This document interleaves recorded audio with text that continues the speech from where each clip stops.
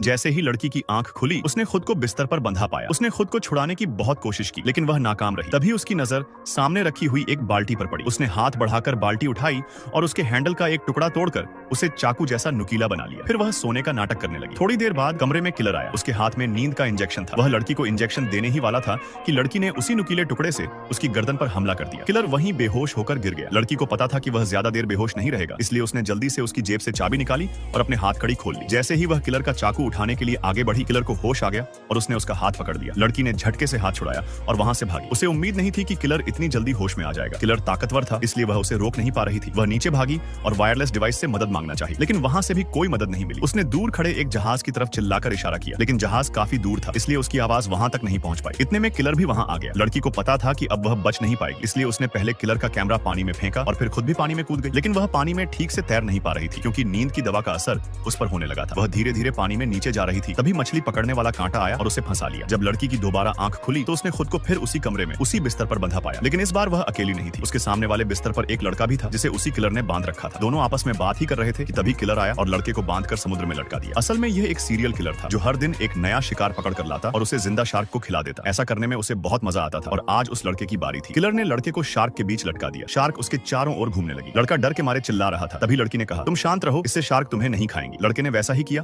और बिल्कुल शांत हो गया, जिससे शार्क भी बिना हमला किए वहां से चली गई। यह देखकर किलर को गुस्सा आ गया। उसने लड़के को फिर ऊपर खींच लिया और चाकू से उसके शरीर को काट दिया, जिससे खून बहने लगा। फिर उसने लड़के को दोबारा शार्क के बीच छोड़ दिया। शार्क उसे खाने ही वाली थी कि तभी किलर ने सामने उड़ते हुए एक हेलीकॉप्टर को देखा। कहीं उसका राज न खुल जाए, इसलिए उसने लड़के को फिर ऊपर खींच लिया। लड़का जिंदा तो बच गया, लेकिन हालत बहुत खराब थी। इधर लड़की ने भागने का एक और तरीका ढूंढ लिया। उसने अपनी एक उंगली काट ली, जिससे हथकड़ी ढीली हो गई और निकल गई। लड़की ने खुद को दरवाजे के पीछे छुपा लिया। जैसे ही किलर ने देखा कि लड़की बिस्तर पर नहीं है, लड़की पीछे से निकल गई। वह नीचे डेक पर पहुंची और वहां रखी गन उठा ली। उसने किलर पर निशाना साधा और गोली चला दी। गोली लगते ही किलर सीधा पानी में गिरा और उसका खून चारों तरफ फैलने लगा। कुछ ही देर में शार्क वहां आ गई और किलर का भी वही अंजाम हुआ जैसा वह दूसरों के साथ करता था।